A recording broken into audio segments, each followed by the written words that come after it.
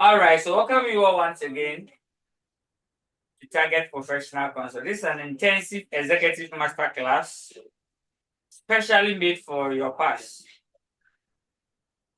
We are actually going to solve questions critical to exams and walk you through how you should answer our questions. So today's class mainly talk about two things.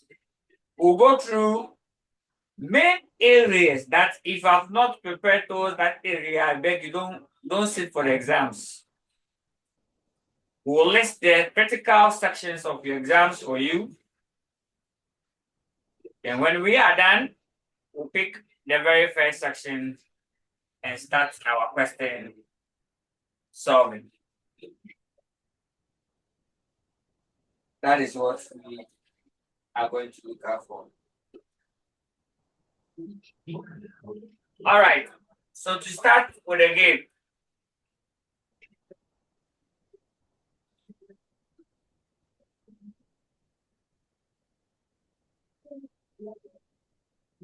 first of all, I posted two materials on the page. Let me explain one for you. You see, this is the second sitting for the new syllabus. So, Target Professional Consult, we have taken our time, study this material. It will tell you what is new in all your syllabus. So, advanced audits for today, this is what is new. Now, corporate governance is a major topic. Governance. So, last sitting, I can't remember clearly, I told them specific. Look for the functions of audit committee in relation with regards to corporate governance. Like joke. I was so shocked. Let me show you the question. I was actually shocked. This is last sitting's ICAG exam, November 2024. This is it. Check the question live. It's always question 4, question 5.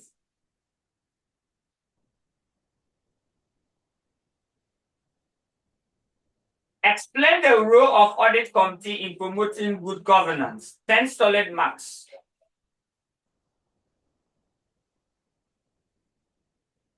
I am still at where I am. This question has been a question that has dropped how many times? If I'm not lying, this question I've done like 5 times. And 3 of them we've been able to predict accurately. 3 of them. I can't remember. During Theophilos' time,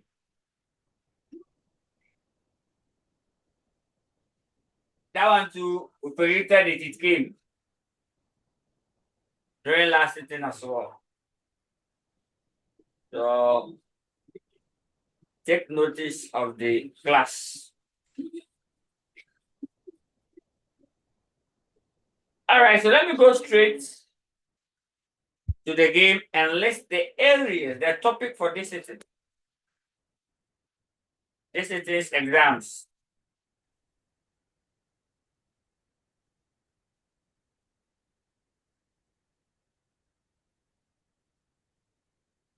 Number 1.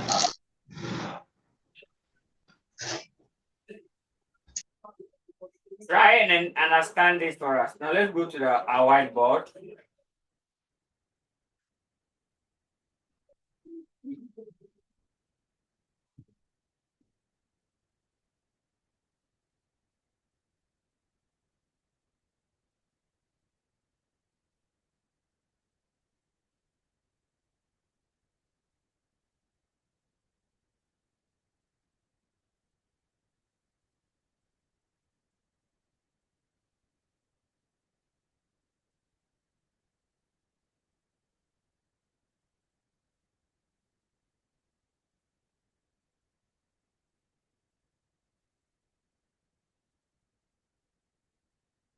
All right, so Advanced Audit and Assurance.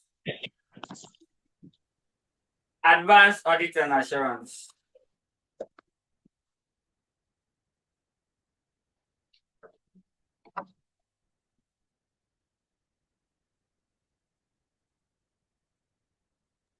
Advanced Audits and Assurance. Now, these are the critical areas you have to do. This is much more than intervention. I am dealing with question 1. I'll tell you what your examiner is planning to place there.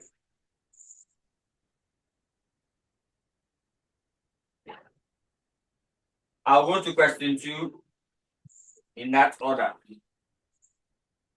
Then we'll start picking questions and dealing with them. So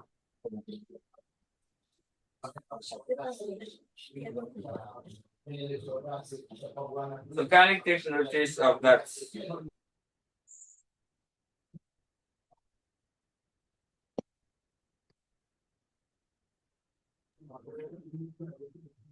Now, your question 1 in the exams is centered on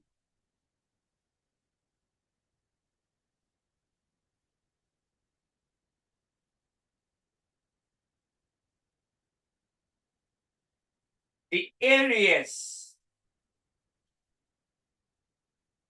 These are the areas features for your question 1.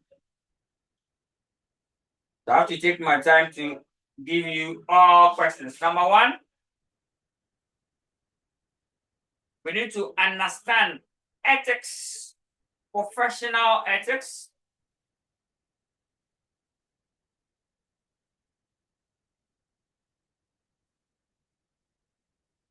Professional ethics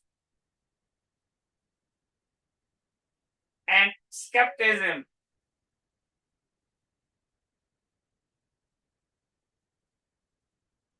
The second aspect of your first is practice management.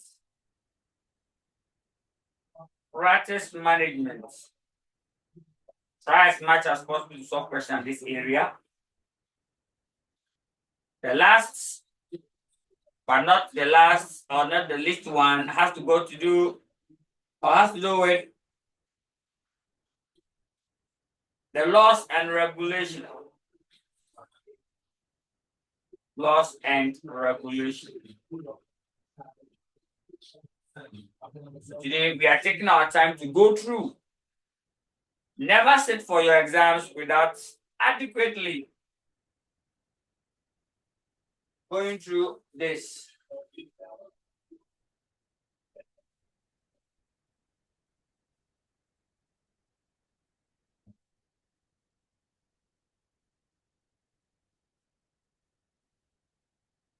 All right.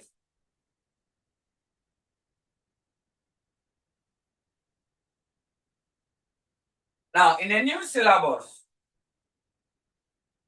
this sitting, I will try my possible best to give you at least 30 over 30 marker questions. 3.2.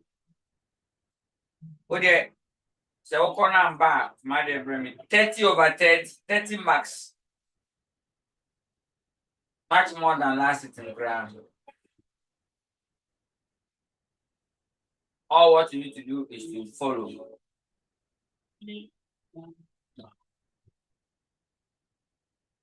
That is all.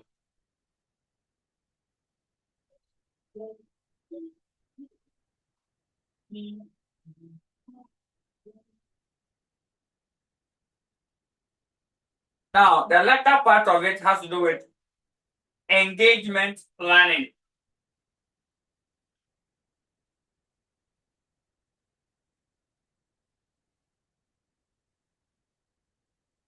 Audit engagement. Engagement and management letter. Then finally, audit planning. I don't know where you must pass to understand this.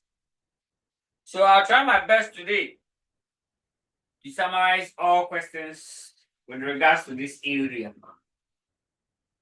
So I need 4 more settings, 4 more sections. I'll make it a little bit extensive to the extent that the impact will be massive.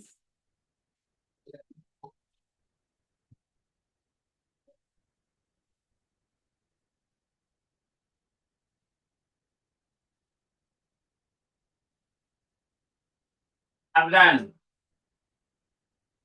So audit planning. Over here, the audit planning and audit strategy, they are all in the same neighborhood. When I'm done walking you through all the questions, I'll do a summary of what we call audit cycle. Usually that's the first thing. Hello, target. Yeah. Please, the D is audit what? Audit engagement. Okay. And management letter.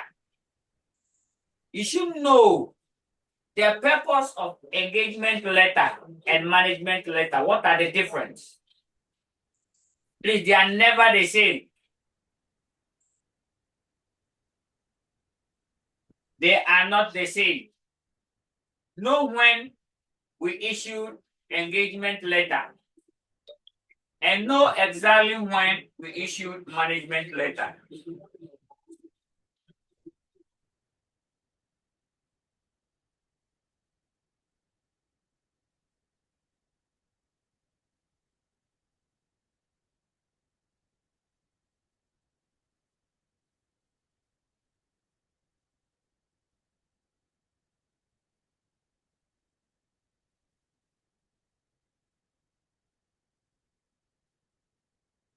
All right, so let's continue.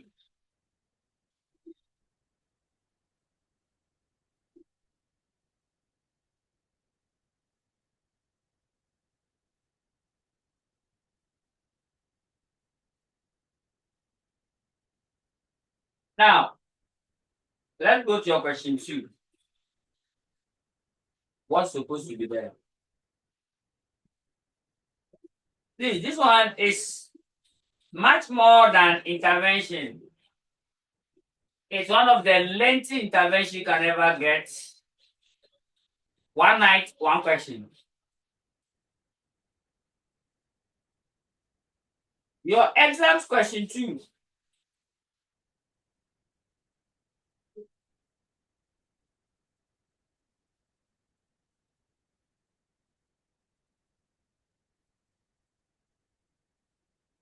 Your question 2 is centered on evidence gathering.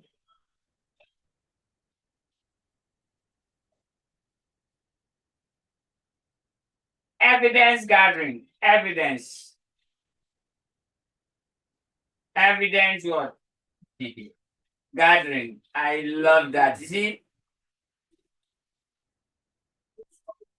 If you try and understand it for me, I'll be very happy. Please. Yeah, there are 2 strong issues. They just remind me. Let me tell you the truth, the secret. ICAG released a question last 2 sittings. From the material I sent you, the question 1 came, question 3 came, little, word by word. Last 2 sittings, ICAG exam check. The material I posted on the page. That's where ICAG picked the questions from. So I was matching them boot for boot. Last sitting, I realized that they got the news. So they didn't pick questions from the material. So this sitting, they will do a show. That's what I've sent on the page for you. Now, when you say evidence gathering, your question is in 2 folds. You should know the difference. Number 1 has to do with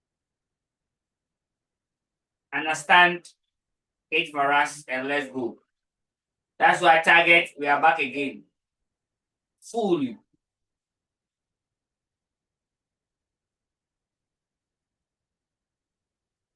So today, tapu and enjoy the section.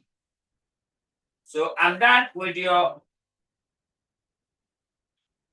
question.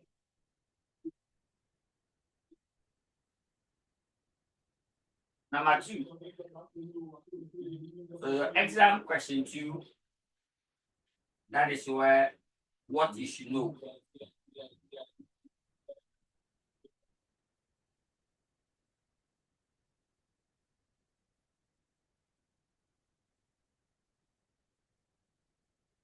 Now, question 3.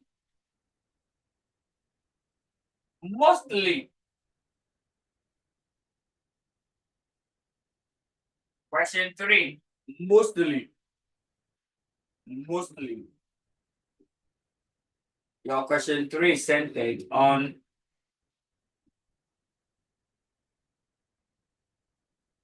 my question 3 now. Question 3 has twofold. 2. A and B. Most often. Check all your exam questions. Most often.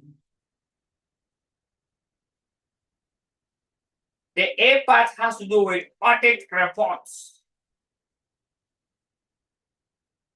Audit reports. They mostly ask question audit reports. It normally ranges from 10 marks up to 50 marks. Yeah. Sometimes 5 marks. The 5 marks is question 5. So I don't know where you must pass to understand the main issues about audit reports. Audit what? Report. Everybody should know how to write audit reports. Kindly subscribe to our executive learning platform or digital platform where we've done extensively on audit reports. And happy yourself on that. Those, if you know you have not gone through audit report, please and please again, try as much as possible to go through. You cannot write exams without audit report. Then the question 3. Still on audit procedures. Audit procedures. Something like the specialized audits. Specialized audit. Something like 1, group audits. Group audits.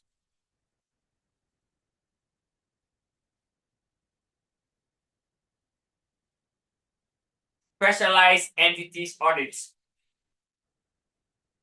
Specialized audits. We can also talk about the sustainability reporting. Sustainability. A question on it came last sitting. I'm still expecting it because when I get there, I'll let you know why I'm still suspecting sustainability reporting, because the International Accounting Standard Board recently joined, ICA joined to had an encounter on the IFRS on sustainability reporting. So that is why I still believe they will do justice to it for us.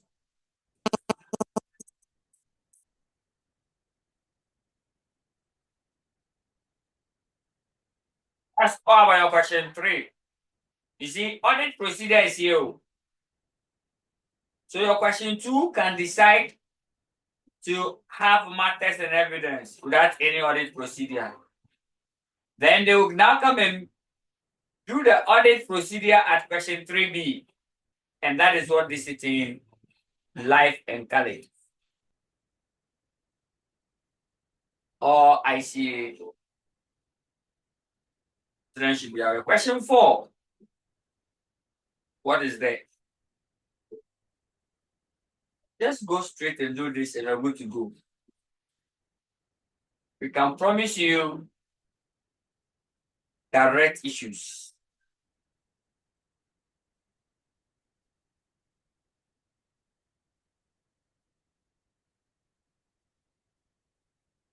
Question 4 is public sector audit.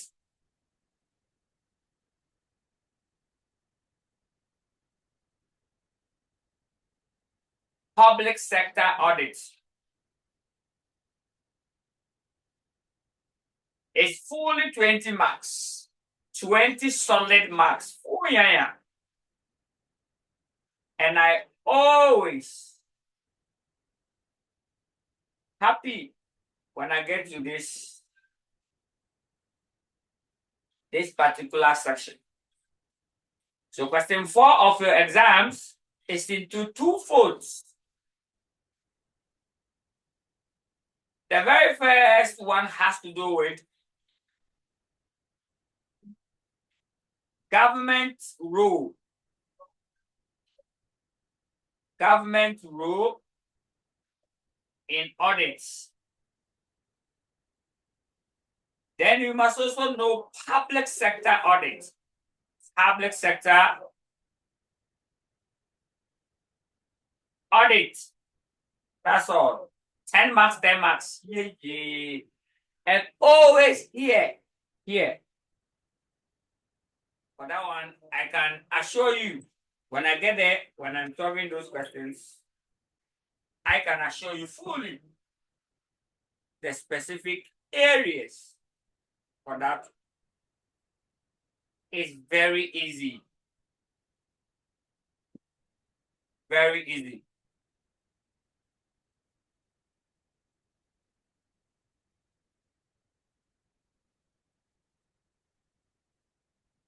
Now, the last question is question 5. It has A and B. Let me add C to it. The A has to do with corporate governance.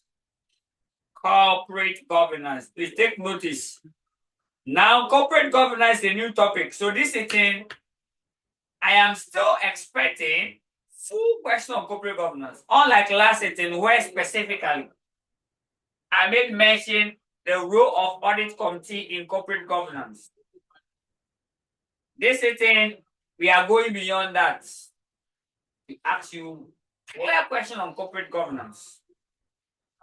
Not necessary audit committee. You see? Now you are the chairman of the audit committee. Mostly the corporate governance, let me tell you the truth. Corporate governance is centered. The question is on this. Let me show you a triangle here. That will assist you anytime you are learning corporate governance. Remember, target triangular corporate governance.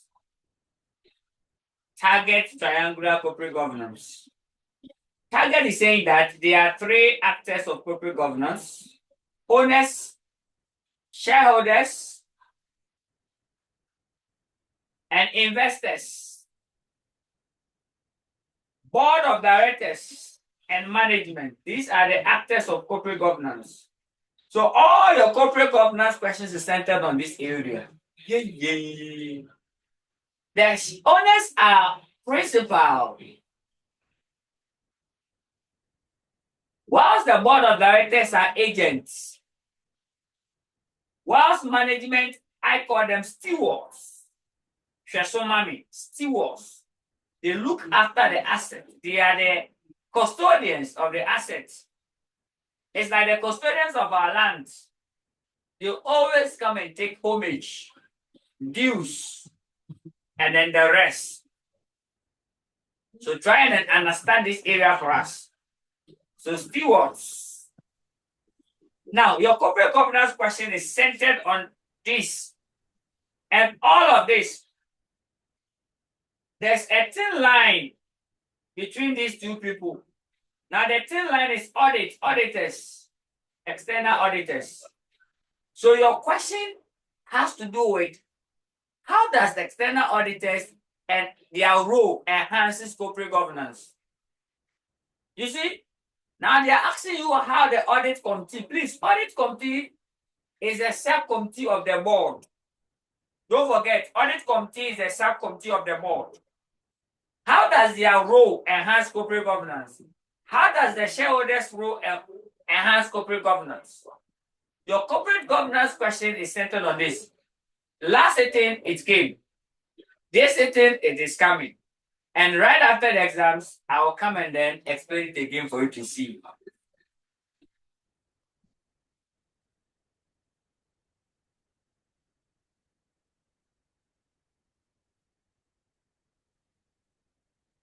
I'll come and explain it again for you to see. That's all. So when I get there, try and understand.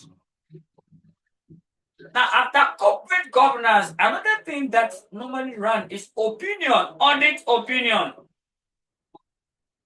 Audit opinion.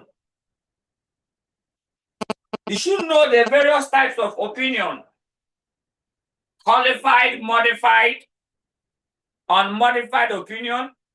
When we modify, what calls for modification and what calls for qualification? Please.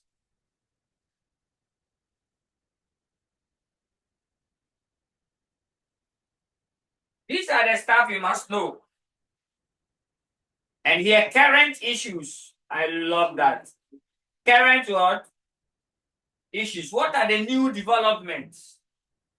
It can be maybe TATs, computer-assisted audit techniques. It can be recently introduced ICAG. Oh. It can be recently introduced ICAG. It can also be recently introduced IFRSs. That has to do with audits.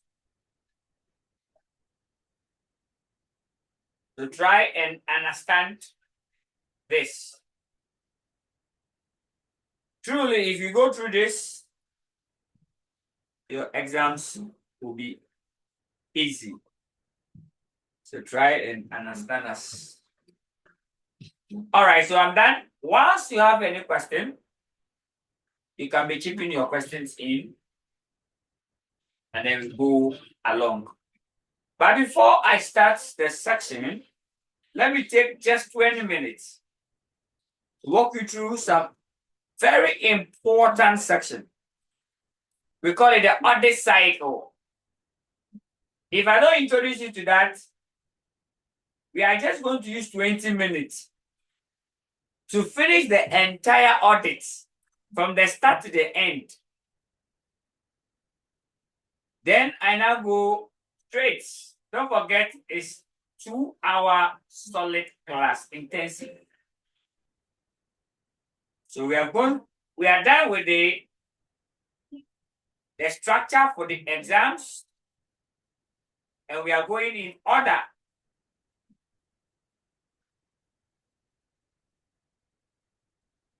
Now let's go to audit cycle. Audit cycle.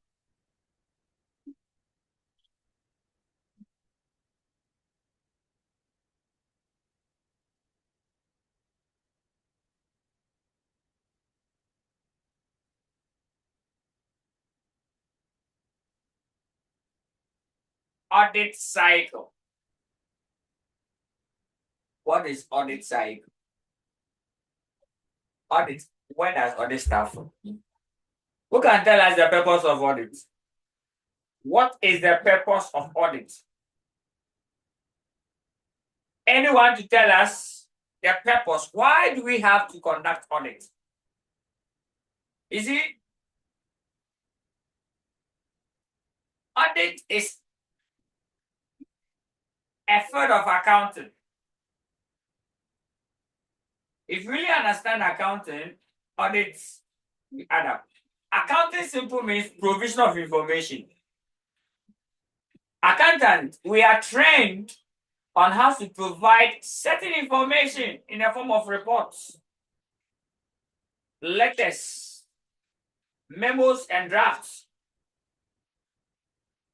So accounting is all about provision of information. Of course, if you don't have information, you can't produce them. So normally accounting starting from gathering,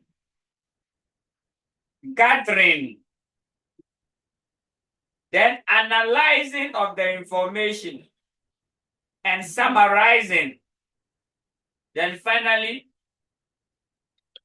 reporting of the information. Now, so that is why at the WAEC level or the basic level, if you ask for the definition of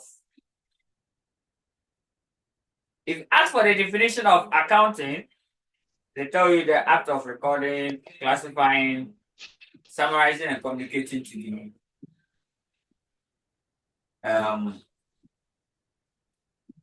the users for their informed decision, their rights. No doubt about it. But please, at our stage, at our field, see accounting as what? Provisional information.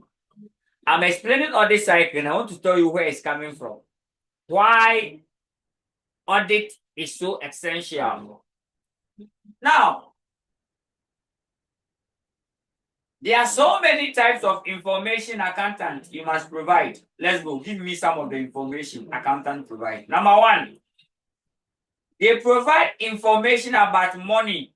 So we call it financial accounting. Information about what? Money. Accountant provide information about money. That's their first call. Money is so essential to the extent that there are two ways, two sides. We have the management of money. So there's a subject called financial management. How we manage money. It's just about the use of money. How funds are secured and how we utilize them. Then we have the reporting. So we have different teams in well-organized company. That's why the word well-organized company. Different teams manage the money. Different teams report on the money. Because it will not be proper or appropriate for the same team who are managing your money for you, they are the same team who are reporting on money. No. So it is proper for you to have separate teams. Now, even with the financial reporting, there are levels. It starts from double entry and bookkeeping, which was introduced in 1492 and 1494. From 1492 to 1494 by Luca, Italian mathematician, in his first write-up.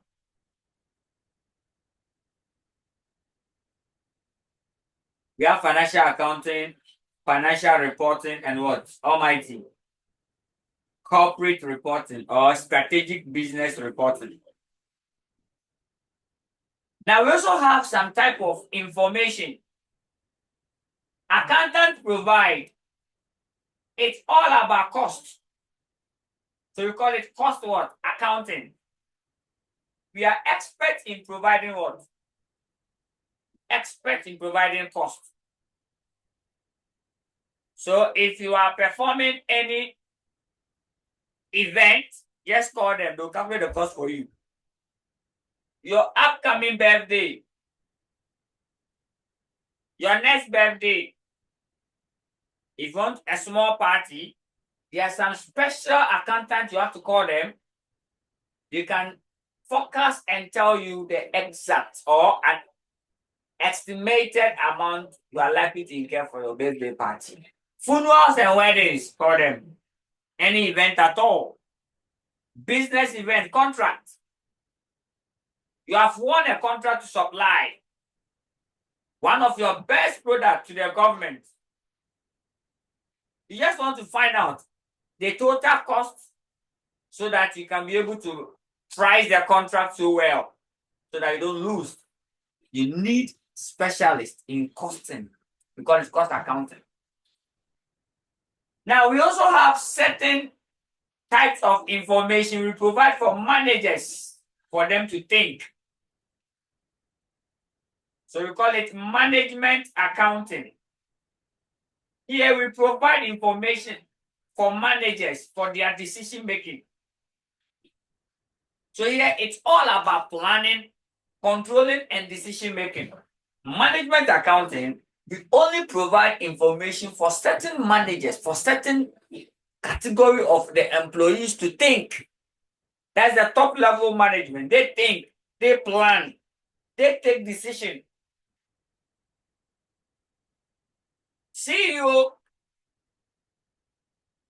MD, where did they get the information from before they take the decision? It's from management accountant. What a wow. Now, let's ask a very honest question.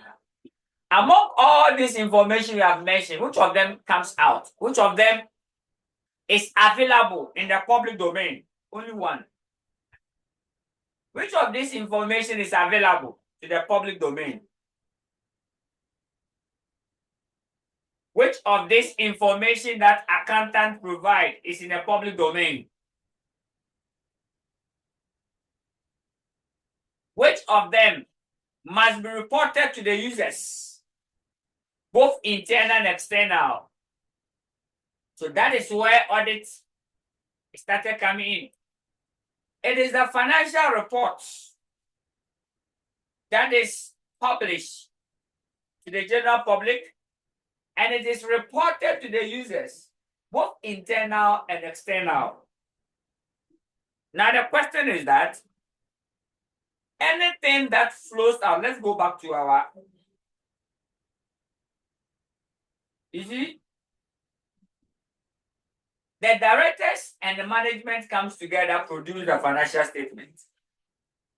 And then the users, before the users will accept the financial statement, they must call for a third party to verify and assure them. So third party to do what? To examine, verify, scrutinize the account to ensure that it is true and fair, or it is true and fairly represented before they will accept the financial statement, which it has become a norm. So audit, you see, it's what? Verification. It's just examination of an account. Examination. We are scrutinizing a particular account. Then at the end of the day, after we have examined the account, we will confirm as to whether it's true and fair. Then after the confirmation, the users will now have some kind of assurance, some kind of confidence. They can place reliance on it, not over-reliance. So go and place over-reliance and backfire. A company can be audited, and just after a few days, the face of 2018, Ghana's banking scandals will be clear examples of such situations. So there's another form of accounting information that those accountants, they provide a report on the information that comes out. Please take note, management information doesn't come out. Cost information doesn't come out. The only information that needs to be out there, it should be the report, the financial report. So there was another form of accounting that will now provide second opinion. That will provide an opinion that indeed the information is true and fair. Indeed, the information is so true and fair. So we call them audits and what? Assurance. So audit assurance is also a form of accounting. So please understand, we are learning to become a chartered accountant or professional accountant, qualified accountant. So audit is also part of accounting, but just that it only gives a second thought on someone's report. That's all. After careful investigation, I'm done with audit and assurance.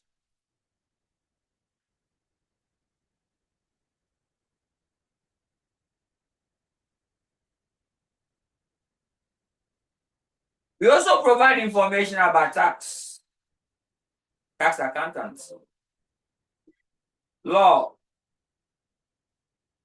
business advisory, all of them. So if you count all, ICA have 14, ACCA 14 to 15 subjects that we need to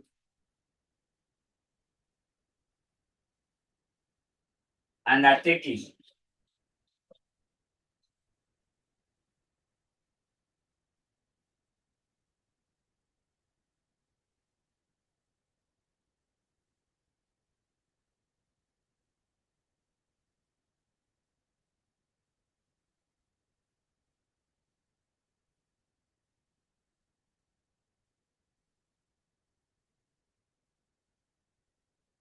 All right, so we can move forward again.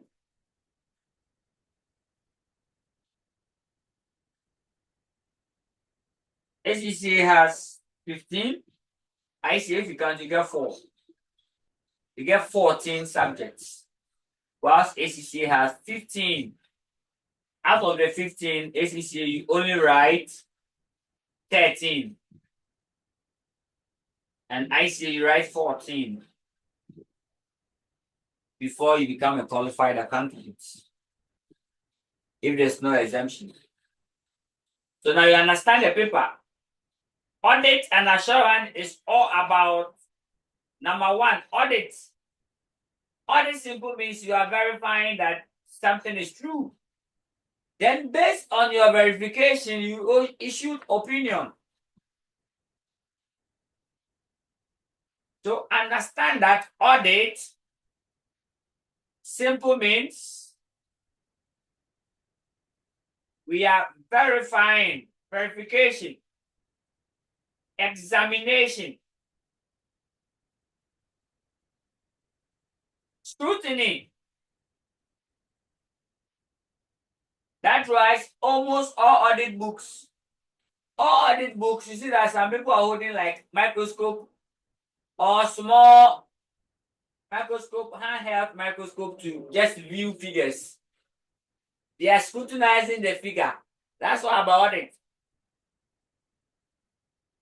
Now, the purpose of what, now let's, this side, if you understand, I'll be very happy.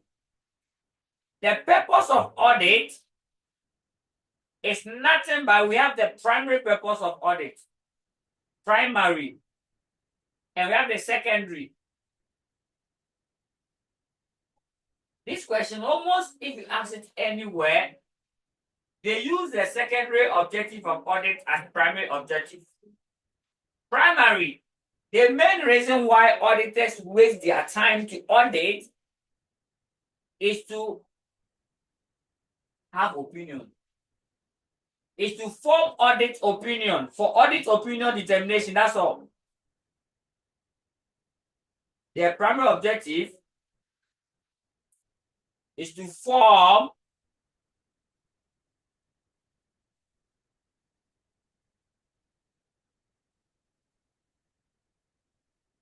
or draft appropriate audit opinion. That's all. Why do we have to investigate? To just tell your mind as to whether the audit is true or fair. That's it. Please. So this is the audit side. This is what you call audit. So if you are auditing, after scrutiny, you have to tell us. By your observation and everything, tell us your opinion. So the reason why we conduct audit is to form audit opinion. So where there's no audit, forget about opinion. So the main purpose is to declare, is to state, is to determine as to whether the financial statement is true. Whether the financial statement is what? True and fair view. That's all. And fairly represented. Today, just within some few minutes, understand everything you need to know about audits. So when we start solving our questions, it will flow. Fairly represented. Now, when you say true in audit, true simple means factual. Factual. The real meaning of true, factual.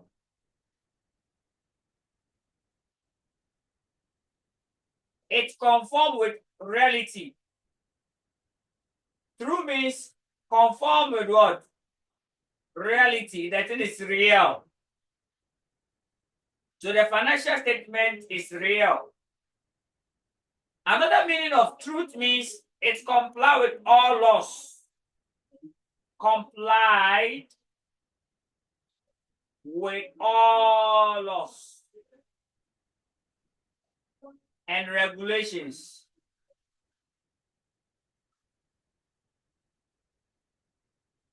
That is the meaning of truth. So if you say your financial statement is the truth, is true, it means that it must comply with all the laws, including IFRSs, the Companies Acts, Companies Act for Ghana, Acts, Companies Act 2019, Act 992, Companies Act 2006 for UK, and then the rest, if you say it is true. Fairly represented. Here it's about the presentation. The biasness of the presentation. The financial statement is not biased. Here it's about selection of the accounting policies used. The accounting principles and policies adopted were not skewed towards one particular user. That is fairly represented. Practically, there are some financial statements, they are true, but they are not fair. Likewise, there are some financial statements, they are fair, but they are not true. Take notice of this. I'm done with the primary objective of why we do audits. Secondary objective is the one that left. That one is full of assurance. Hello, target. Yes, boss. Please, under the factual, what word is there? Factual, conform with reality.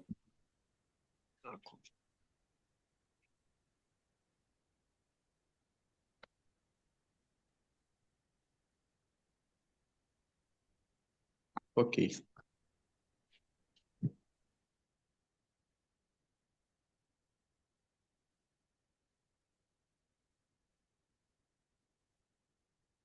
Now, let's continue the game.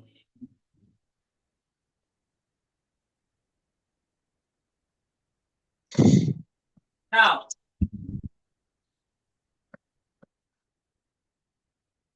the secondary purpose of audit is the assurance given, assurance. So that is where that's the assurance. Secondary purpose is all about assurance. So you see, primary purpose is audit.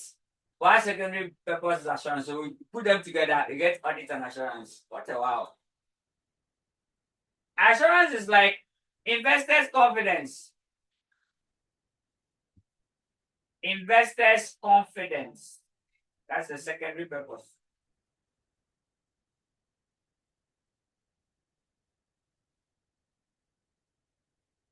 Legal requirements. It is required by law. Secondary purpose. And the rest.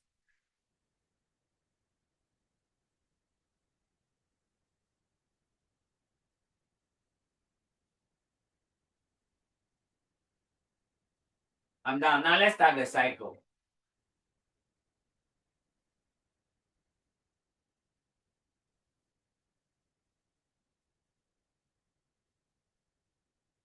So we are going to start the audit cycle itself. Audit, where does it start from? So now imagine after completing your professional program, you have joined an audit. An audit firm, and you have worked and now you have gained your license for your personal firm. So now you're on your own, operating audits.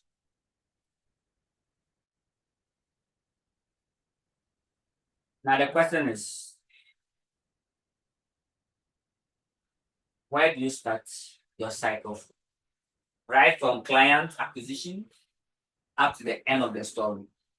If you're able to understand this for me, we are done with about 30% of your audit paper.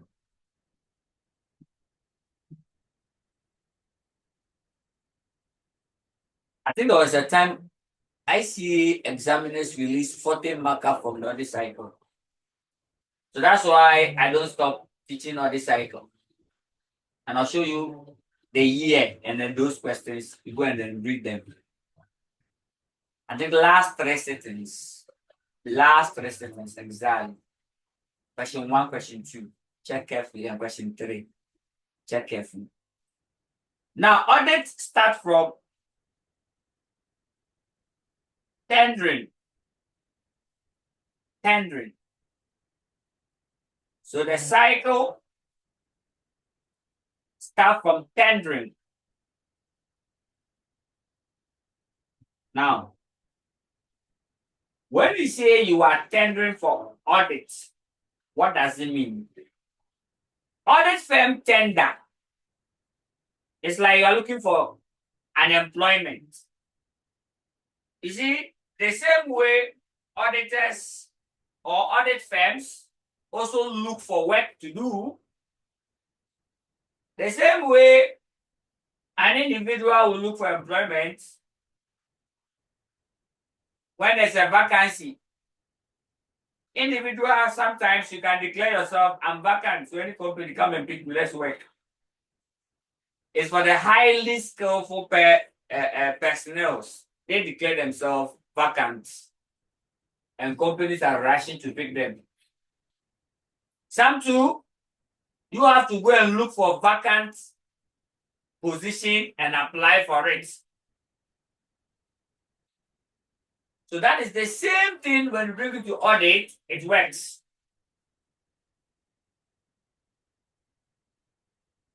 Audit too, we have situations where the audit firm themselves, they have to go and look out for companies who are also looking for audit firm, then they put a tender. They put a quotation by which we are available. Have you seen how it is? Oh, if you're available, then I'm also available. It's like single man and searching, and a single woman also searching. You tender. So the first stage is all about tendering. Tendering simply means submitting yourself for appointment. Auditors, submitting yourself for appointment. That is what we will say audit cycle is all about. Or audits is all about that. Try and understand from me. So audit cycle, we always start from where? Tendering. Tendering simply means submitting yourself for appointment. Submitting yourself. When I put a year here, yourself, I'm referring to the firm, the audit firm, for appointments. You tender. Yeah, wait. How? Things must be tendered. So try and understand it for us, how it must be tendered.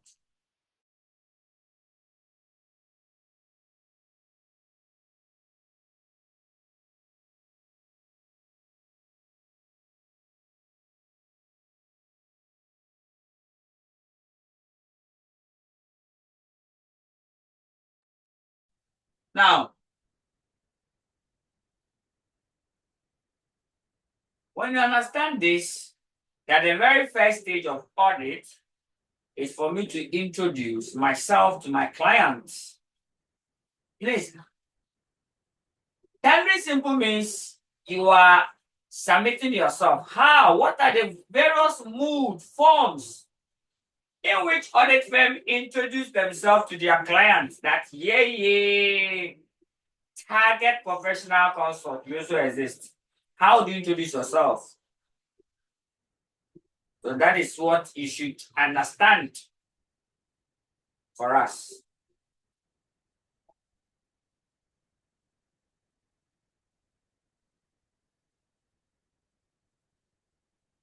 If you understand this thing for us, to be very fine, you really understand audit so well. Now let me take my time and break something down for you.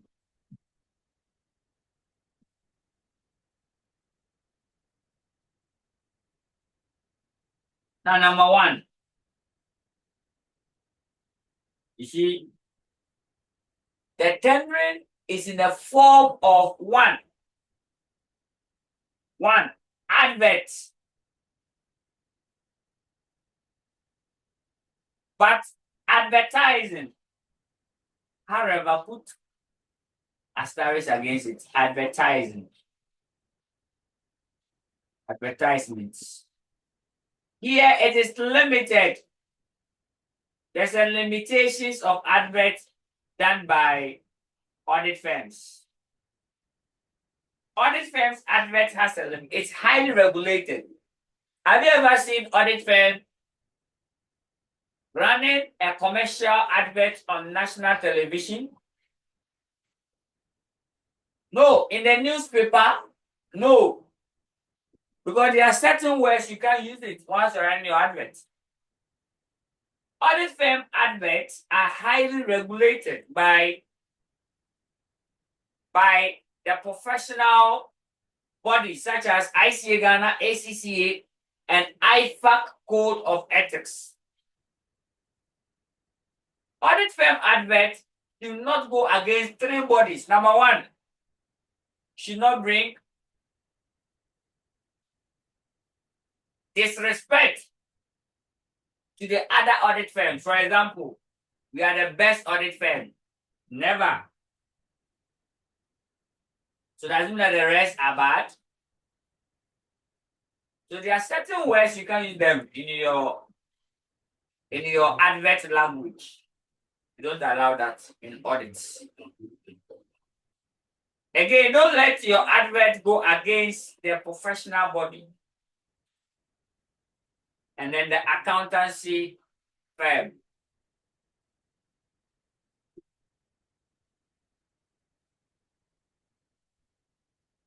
Now, you also tender through free services. Free services. Free services. Pro bono works. Now, in Ghana, election petition, 2012 election petition, the Supreme Court of Ghana were looking for someone to count the pin sheet as evidence, as exhibition at the law court during the legal proceedings. Who counted the pin sheet? It was KPMG. KPMG counted the pin sheet. They didn't take any money. It was for free. You see, it was a form of what? Telling the world that when it comes to numbers, accountability, counting, and audit, they are top of their game for tendering. So they are available. Now, you see, it was former government. It was MPP that took the matter to court. After 2012, 2016, MPP won election and they came into power. Then, in 2017, 2018, the banking crisis, when they are revoking the license, KPMG was appointed to be the receiver for all the 7 banks and the 23 microfinances that their license were revoked. So you see, pro bono work.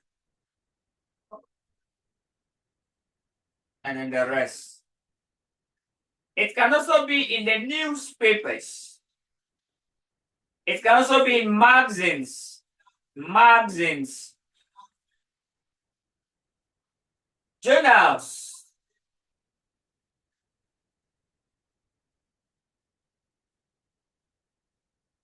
And then the company's website can also do, I say the company, the audit firm's website. You can check on KPMG's site.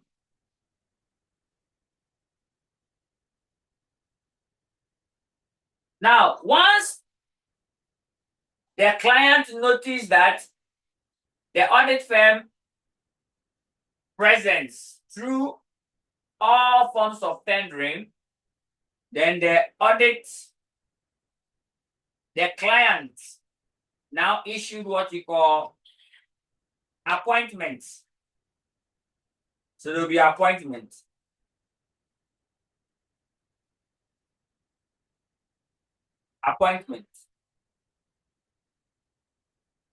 So after appointment is done by the client. So here, we don't really go deeper into it because it's not our work. We cannot appoint ourselves. Then after appointment,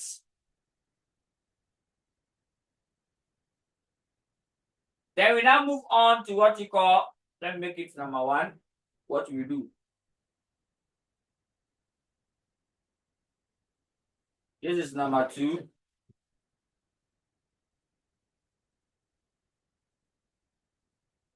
Number 3, acceptance. You see, acceptance. Here, there are factors that the auditor or the audit firm must look out for before accepting. In fact, we have factors that auditors should consider before tender or before tendering. Those factors are similar to factors for acceptance. So once you understand the factors for acceptance, you are good to go. So acceptance, there are factors you must consider, auditors. Number one, first thing you must consider certain factors. What are they? First factor, ethics.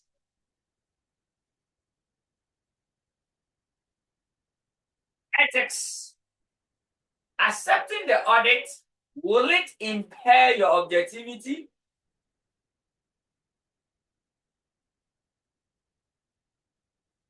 Accepting the audit, will it affect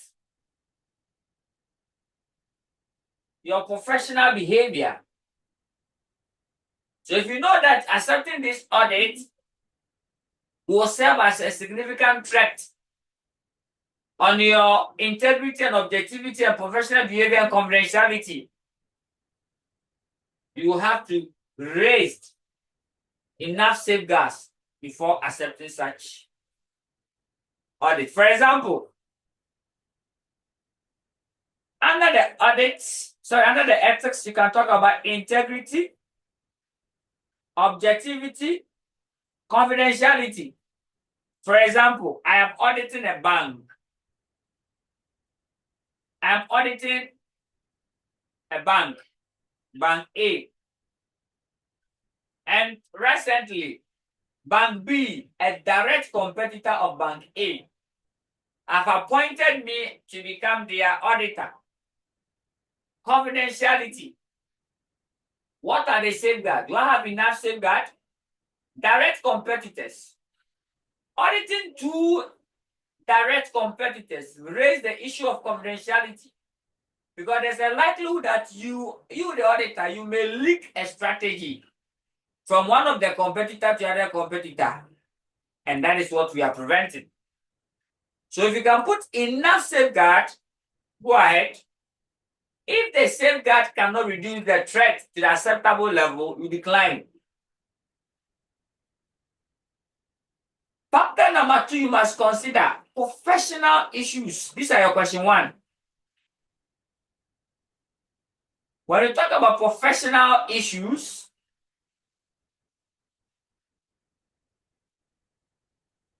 one, I'm talking about quality of the audit.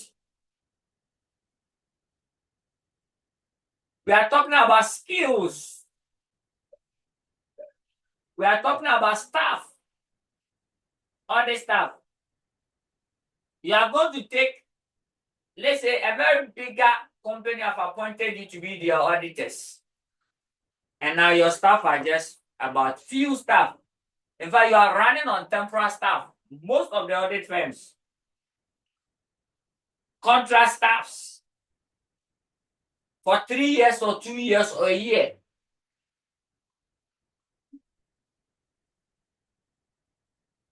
But this work is a long-term work. Skills and other resources.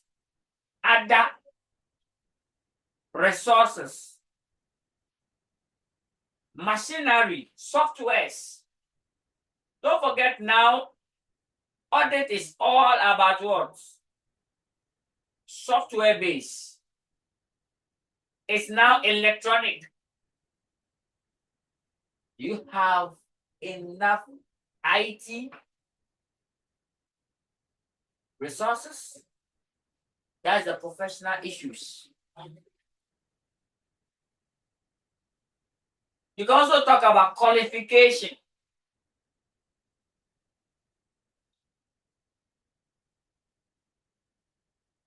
Qualification and competencies. Qualification.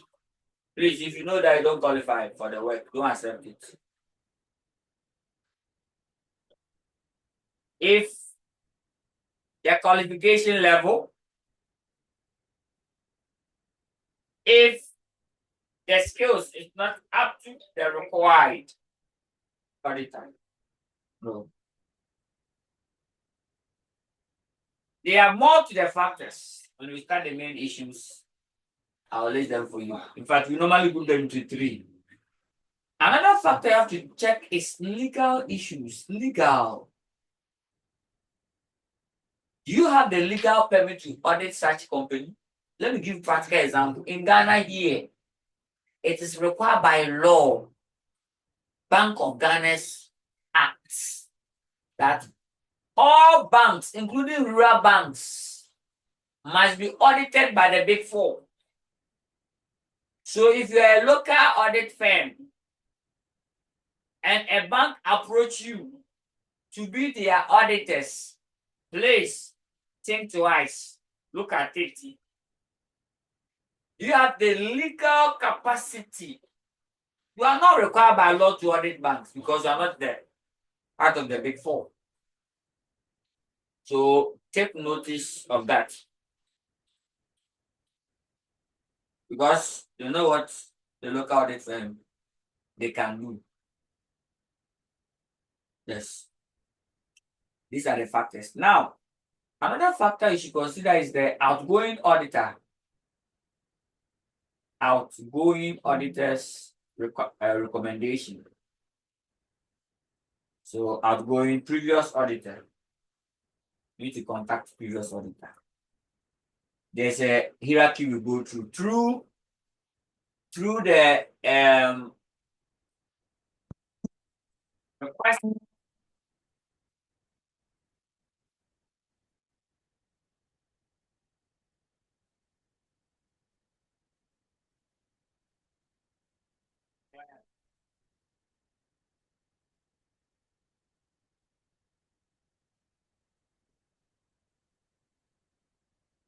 So if the permission, ask permission. If the permission is granted, go ahead.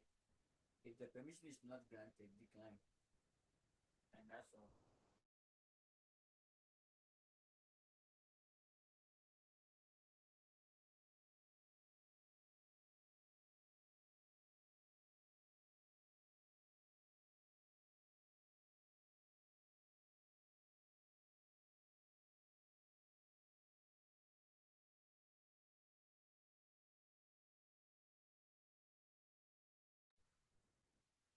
So understand the role of the previous auditor in your appointment.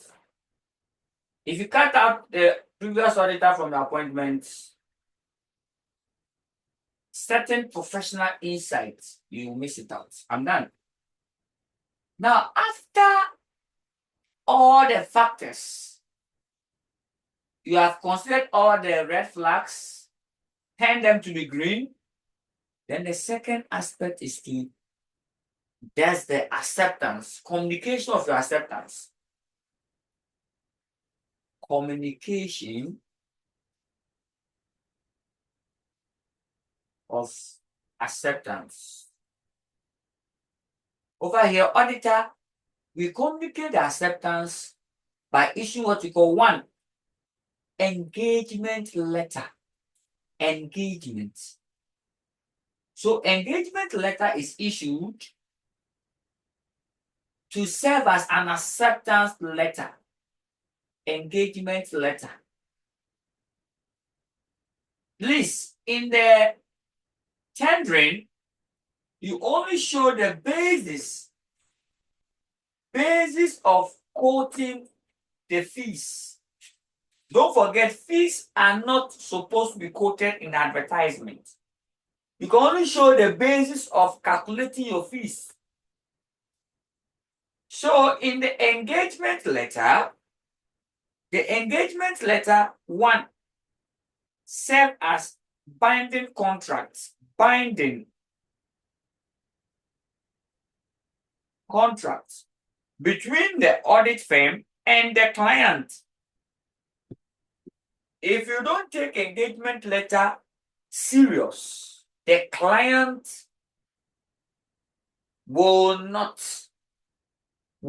enforce certain rights, certain obligation, certain things the client is supposed to do, you will not do it if you don't enforce the engagement letter. Now, ensure that the engagement letter is drafted well. It contains what you call pre-audit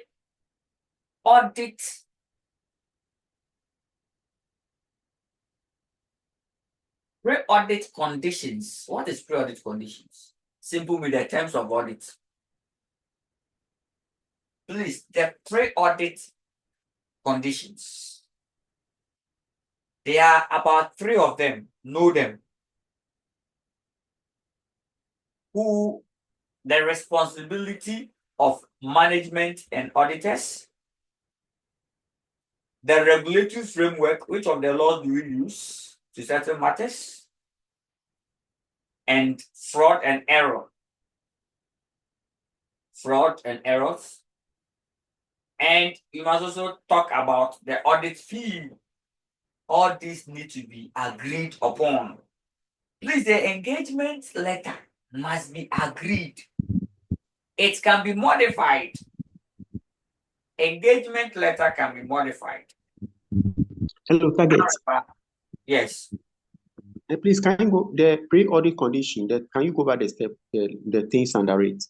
1, responsibilities. Responsibilities. You have to state clearly, auditor, this audit engagement I've accepted. This is my work. I will be responsible to audit the financials. Management should be responsible for preparing the financial statement. So the responsibility of the auditor should be stated clearly in the engagement letter, so that you don't find extra work for you to do. I know for sure an audit firm in Ghana here, local audit firm, where they didn't take engagement letter serious. His money wasn't paid. And I'll narrate the story to you for you to understand it. What happened was that the owner of the company called the audit partner that one of my company, I suspect people are stealing my money, my cash. Can you go and run audit, full audit, and bring me the reports?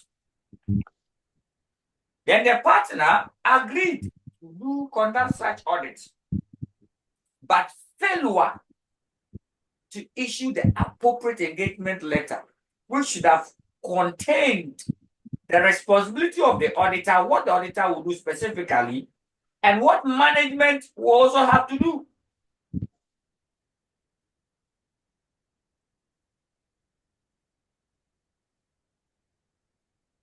The auditor accepted the audit.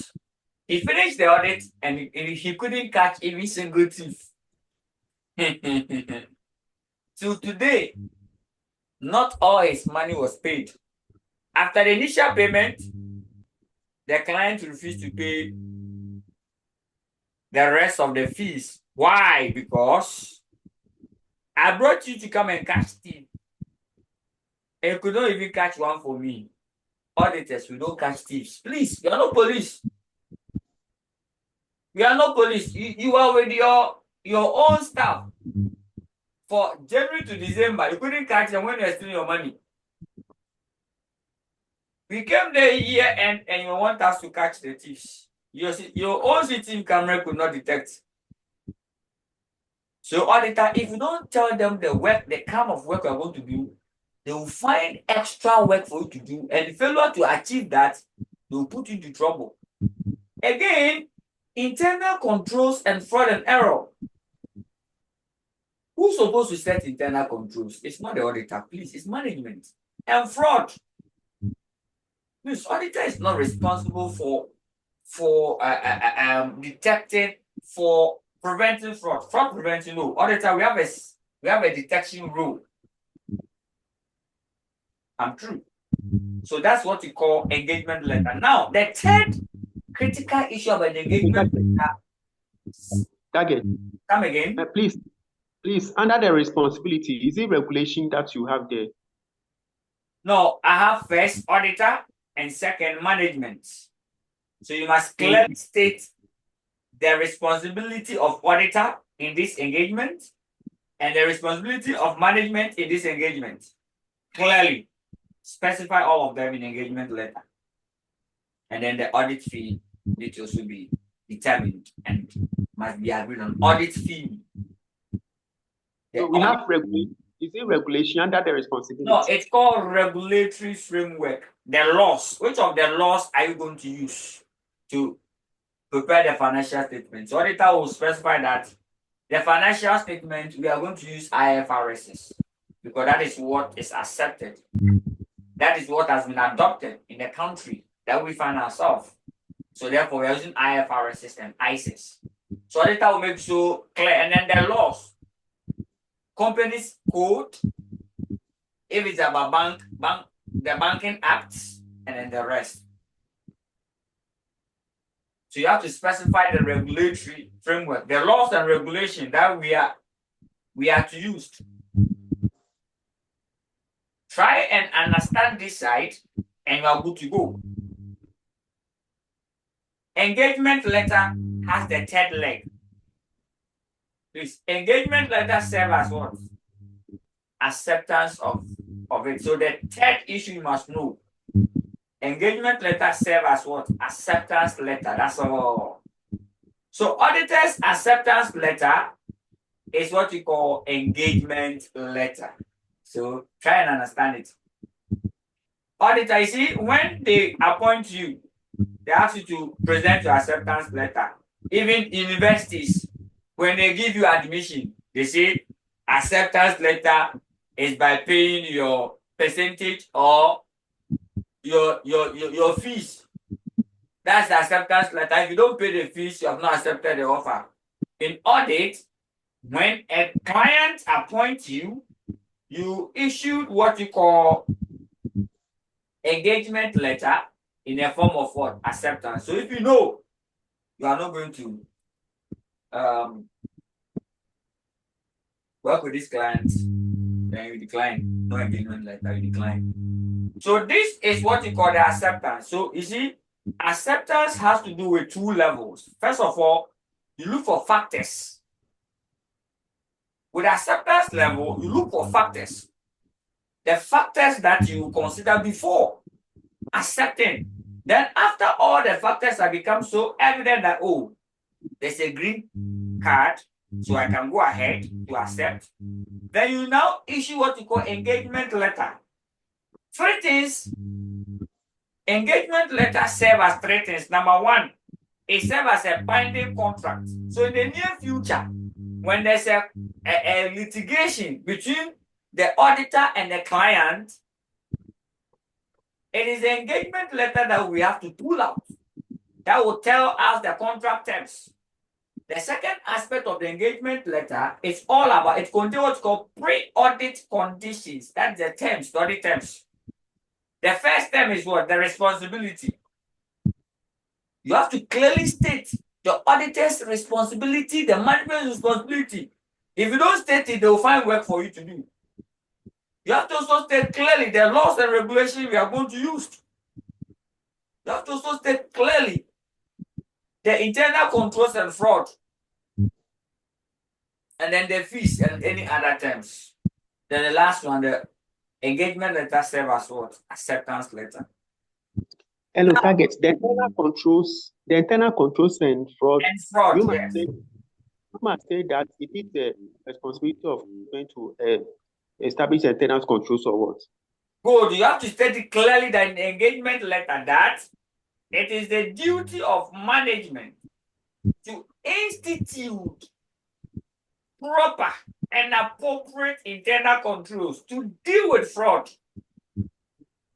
So therefore, management is responsible for prevention of what? Fraud.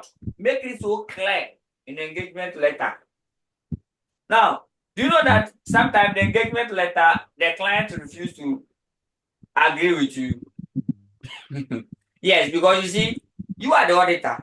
You are going to draft the terms and conditions. So mostly the terms and conditions are drafted to suit the auditing or to suit the audit, or mostly to favor the auditor. So when management realized that if all the terms are too harsh on his behalf, he also refused your engagement letter and asked you to amend it. So you can have amendment to engagement letter until the final one is being agreed. So management must also agree to these terms, because he knows that if he doesn't agree, it's a contract, a binding contract. And in a contract there must be what? Consensus, what? Addendum. There must be a meeting mind. So whatever engagement letter you are drafting to them, they must also agree. If not, then after the engagement letter, what happened? So you see, we are going to audit cycle. After engagement letter, now you have accepted the audit. So what do you do again? That's the step 4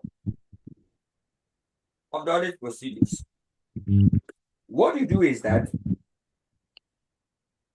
you come and plan the audit. So call something audit planning and audit strategy. Audit planning and what? Audit strategy.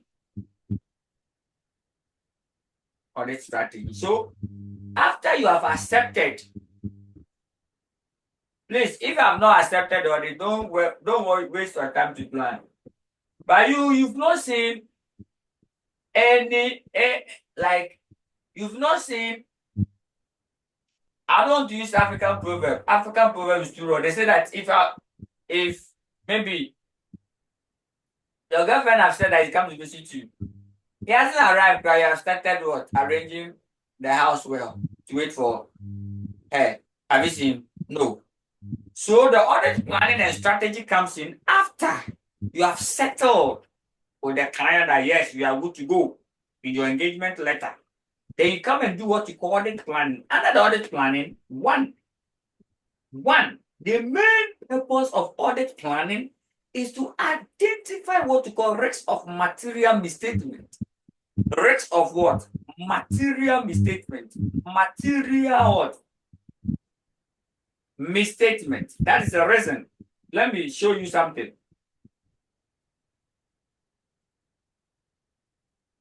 Risks of material misstatement. I'll show you something right now. When you say risks of material misstatement,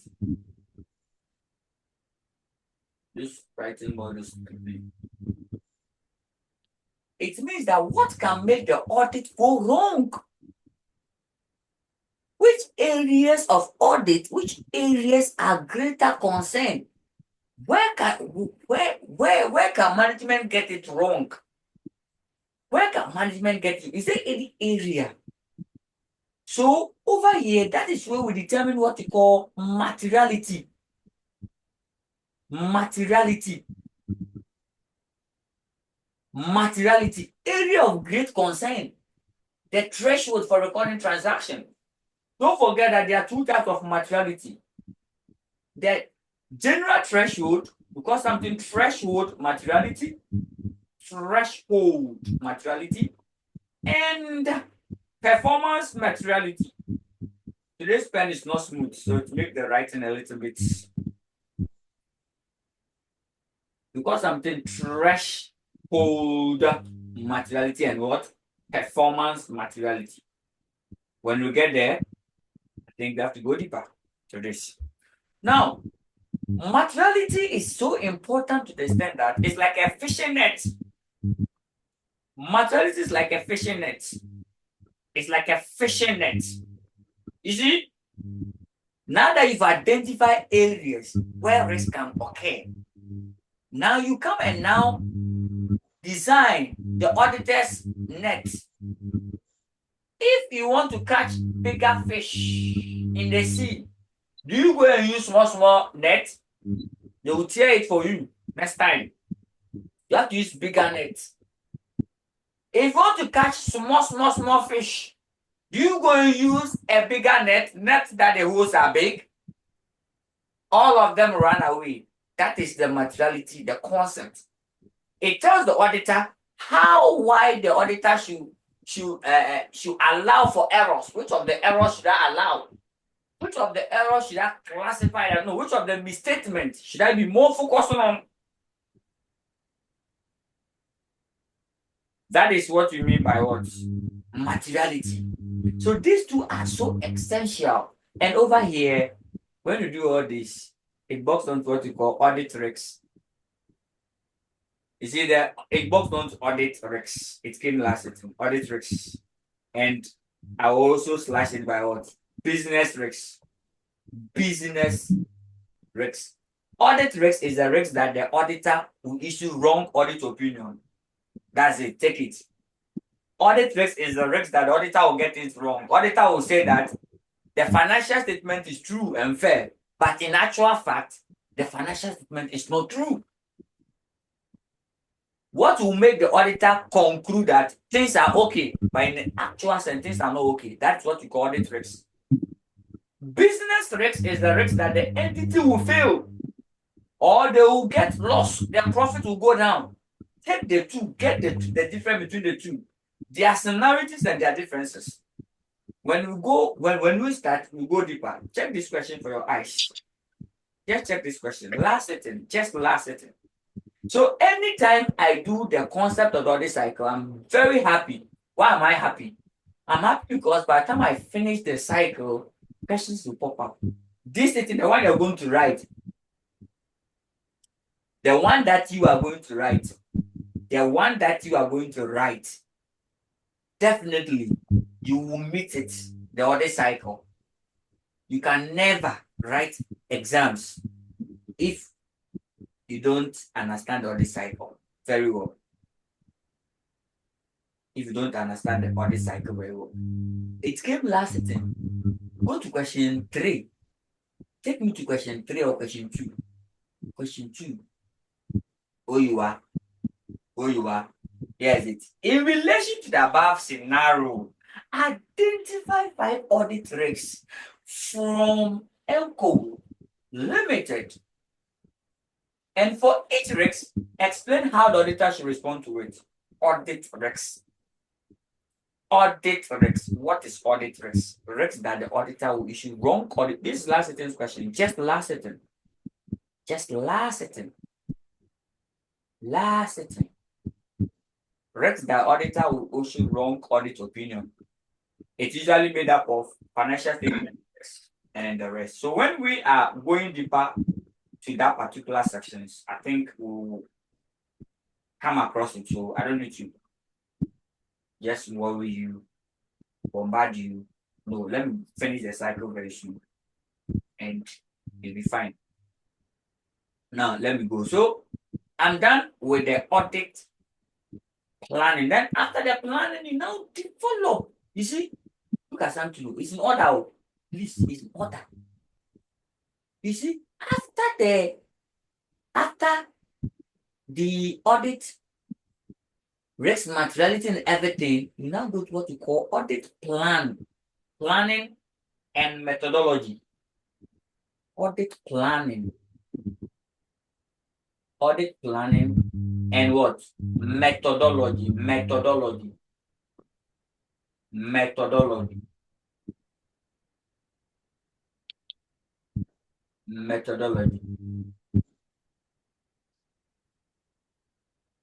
Now, with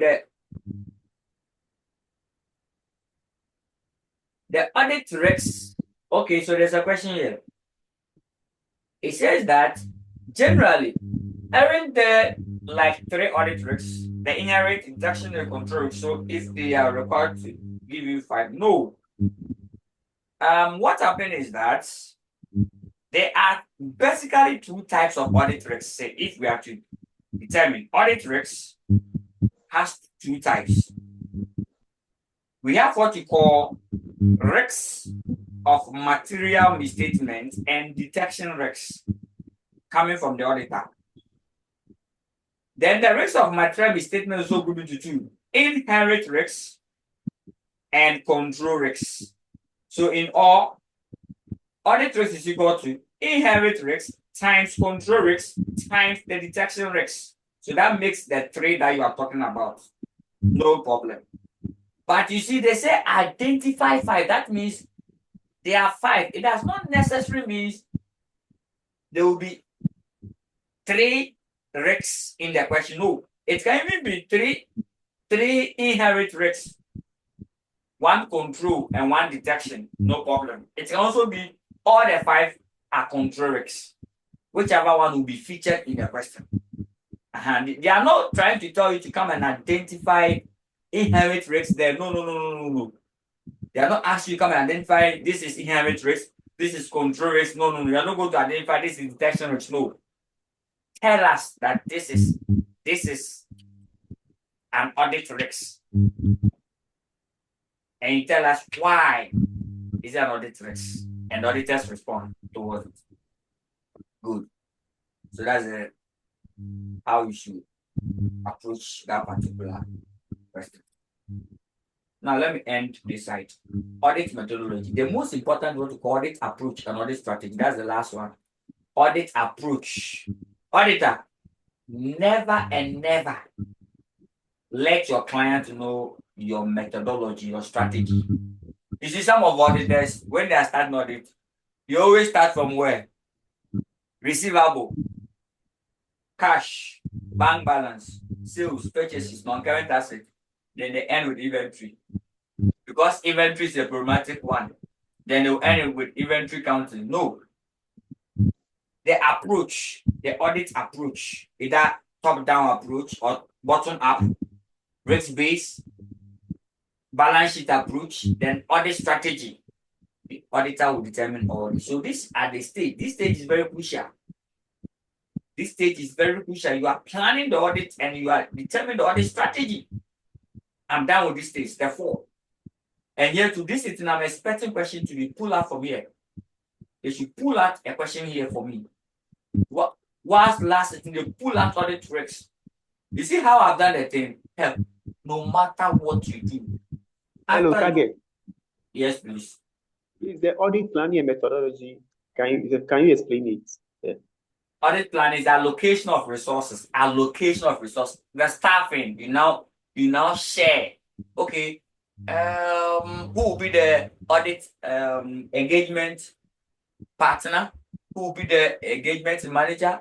Who will be the associate? Who will be the supervisor? Who will be the technical staff? Who will be the ones that go down? So here you are planning. And where do we start it from? Where do we start audit from? Per the risks we've identified. Per the audit risks we have proposed. Per the materiality threshold we have set for ourselves. Where do we start the audit from? Is it from the cash point? Is it from the inventory? Is it from the non-current assets? And then we now allocate resource. The timing. Good one. Timing. How many hours do you have to spend at this each level? Then that is how audit planning is all about. When you get there, I'll try and see if I can get you practical plan and then we go. Now, after the audit planning and strategy, we now move on to the next stage. It's very interesting. Step 5 of the audits. Step 5 does not normally come in your exam. It comes in audit, level 2 audit. But please, you must understand it. If not, you'll be in pursuit. We call it interim audit. Interim audit. What is interim audit? Interim audit simple means I call it preliminary audit. I call it test of controls. We also call it test of what? Controls.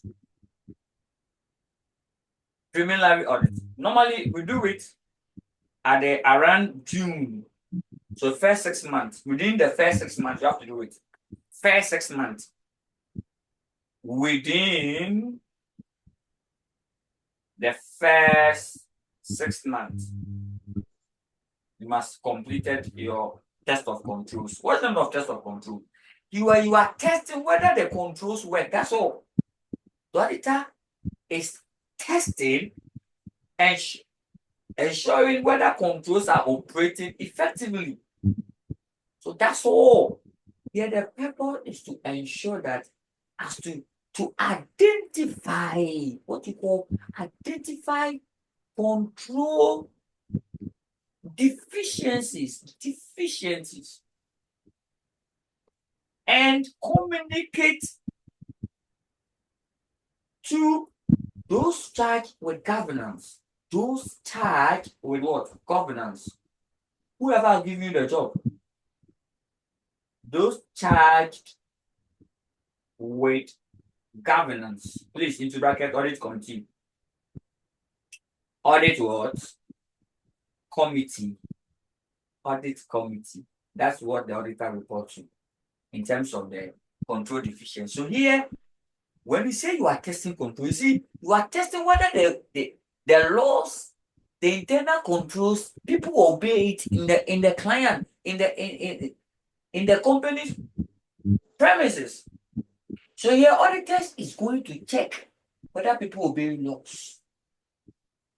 Whether people, in fact, here we are testing to see if people clock in the morning. Auditor, you have to go and check whether in the morning indeed all the employees clock in. Auditor, you have to go and check whether if indeed people have been signing for their pay. Some people take salary, they don't sign. They take the money, but they've not signed. So, you see, what implication can you identify? So normally we have what we call 3x3 and 2x2 reports. Now, I'm going to tell you a revelation, interesting revelation is. Now, when you are reporting, when the auditor is reporting about internal controls, take notice of this. When the auditor is reporting about internal control, the auditor reports using what we call management letter. Management letter. So know the difference between management letter and engagement letter. Now, management letter is used after the acceptance. Engagement letter is only issued during the acceptance. And when it was renewed, it can be reappointment. So, for example, if the client reappoints you, the same auditor will be reappointed to continue your work. Then you have to review the engagement letter and review and reissue new engagement letter, revising the engagement letter to show the current condition. Now, management letter is the letter that the auditor used, the medium the auditor used to do all his communications throughout the audit. So the management letter is the one that the auditor used to communicate control deficiencies. So we can have what you call 3x3. So you state the internal control, then you state control deficiency, then you state the impacts. Then now you do the recommendation. This is what you call 3x3. So you identify the internal control deficiency. Please, yes, internal control deficiency.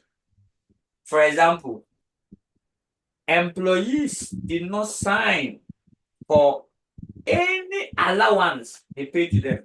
What is the impact? So there's a likelihood that someone will take someone's allowance, or allowance may be paid to wrong person, or allowance may be paid overdose. That's the impact. Recommendation. The deficiency you identify and turn it upside down. Employees have to sign. That's all.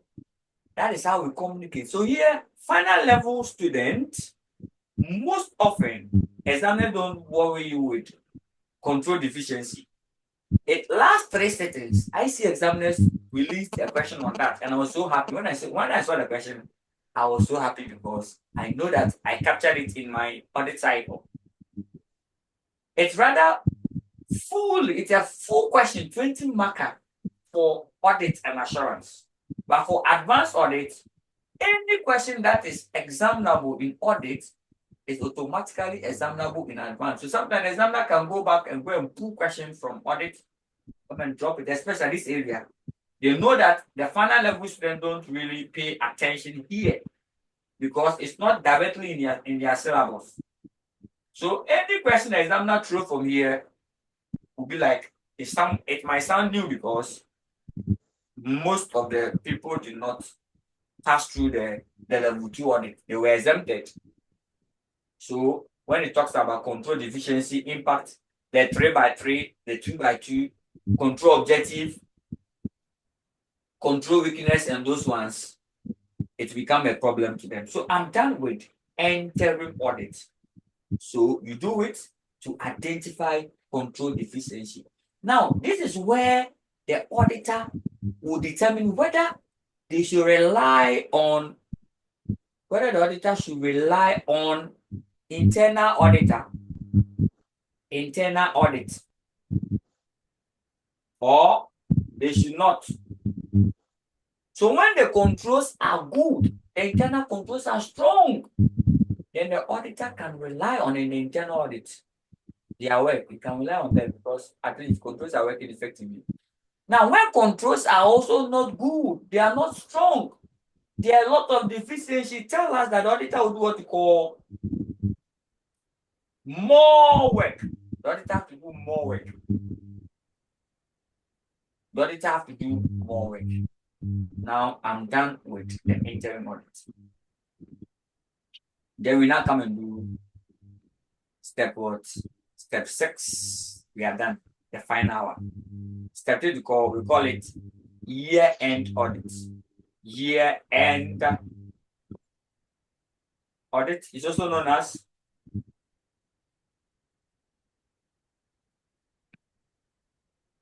we call it evidence gathering. Evidence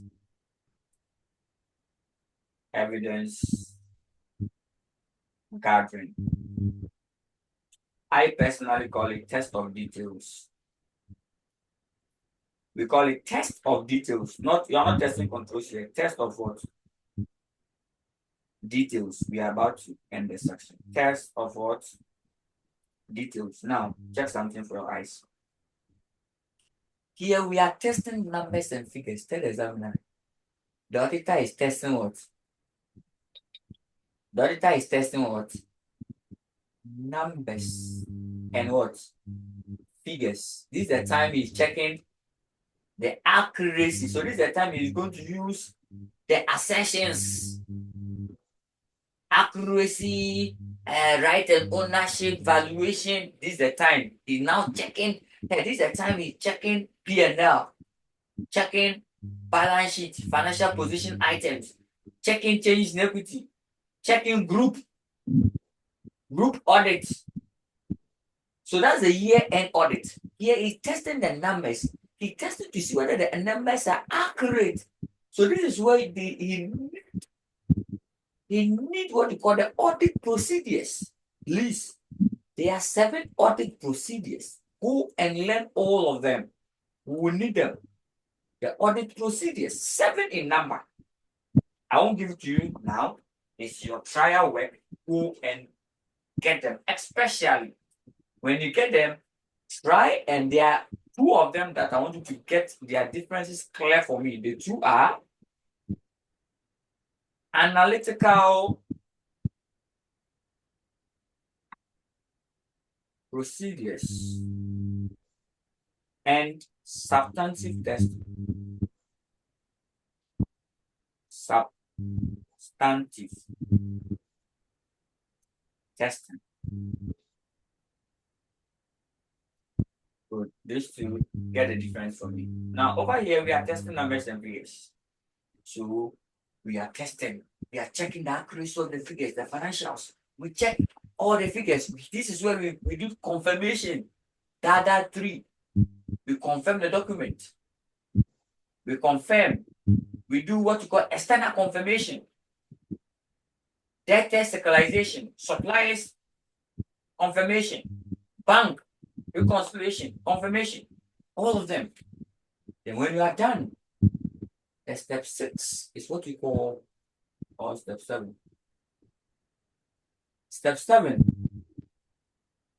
is review. Review and what? Finalization. Please, sometimes you see auditor, when we start the audit work fresh, sometimes some of the evidence you gather, they don't make sense at the end. So when you're about to finish, you have to review all the evidence and finalize on those that you can report. Some of the things you don't have concrete evidence, so you take it, delete it. You can't go and say it because you have no concrete evidence on certain issues you have raised. So review them. Review all your evidence and finalized.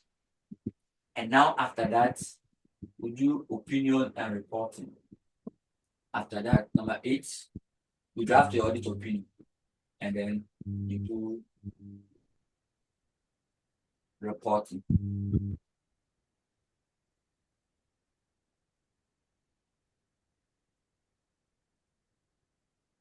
You do reporting.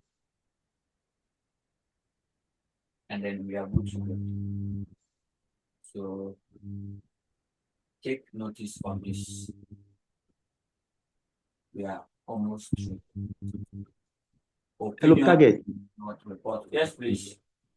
Please, the assertions.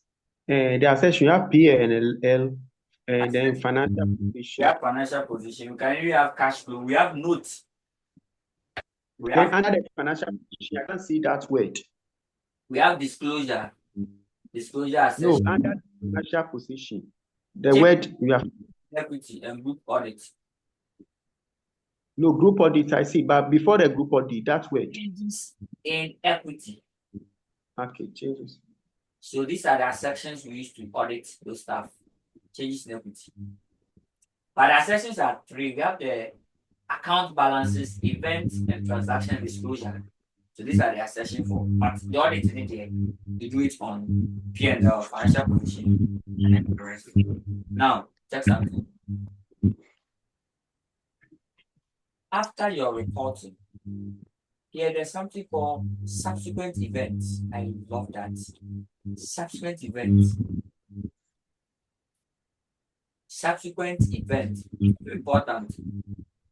When you are doing your reporting. Auditor, check something. According to IFRS, IAS 10, event after reporting period. Let's assume that from January to December, your clients have prepared a financial statement. You have to publish a financial statement in March. Auditor's report was ready. Somewhere here, this is where the auditor's audit report was ready. But this is where the financial statement was published. Now, but this is where the financial statement was preparation. This is the auditing time. Now, when subsequent event, when transaction occurs, before the auditor's report is being published, or before the auditors issue its report, what will you do? You see, there are 3 steps here. Before the auditor issued his report, whatever happened, you see, event after reporting, according to IAS 10, transaction can take place here. When the transaction takes place, if auditor, the financial statement, if it has not been published, you have what you call active duty. Active what? Duty. So right from here now up to March, auditor have what you call active duty. So whatever event that may have affect the financial statement in question, the auditor must grab it and assess its impact on the audit report or the audit opinion. But after March, when the financial statement is being published, the auditor have what we call passive duty. Passive. You, Martin, I've heard you. That's all. Auditor need to be informed because, you see, after you publish the financial statement, auditor, you can't do anything. No. You can't come and you can't do a news and tell that the whole world, please, we beg you, we have issued financial statement out. There's an issue. So we are come to amend it. It will never happen. Auditor, once the financial statement find its way in the public domain, you have what you call passive duty. But if the financial statement have not been published, that is where your duty is active and you have to continue your work that you have to do. But I'll go deeper in our next meeting. So take notice of all this. Don't forget you have about only 4 meetings to your exams. These are critical ones. Anyone that you missed, you have missed one question. So one day, one question. My next meeting, I'll do question 1 entirely. All the questions you need to know. So far, so good. We have gone through the audit cycle. We have also gone through all the questions for your question 1 for coming exams. So you just have to pick those few questions and then revise ourselves towards the exams. If you have any questions, suggestions, contribution, chairman statements, you can chip them in before we end the section. Please, when are we meeting again?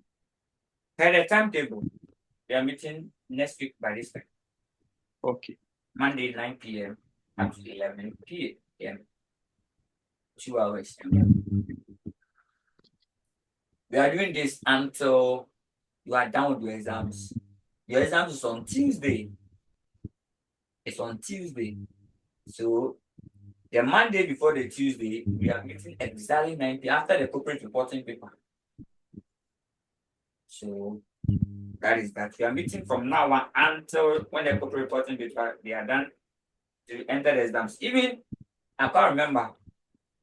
Normally, after when the man accounting people enters the room, I do emergency class, and whatever we discuss, it's just a revision to the exams. So that's how it is. So don't miss any class, and then we are good to go. I'll also be sharing material. I've shared some materials on the page. So pick it up and then go through it. That's where I'll maybe pick some of the questions from. And we are good to go. Thank you once again. Any question? Suggestion? Hello, please, if you can add me to the page, then you can. Okay, so if you are not on the page, you send us hi, we'll send you the details and then you join us. And then we are good to go.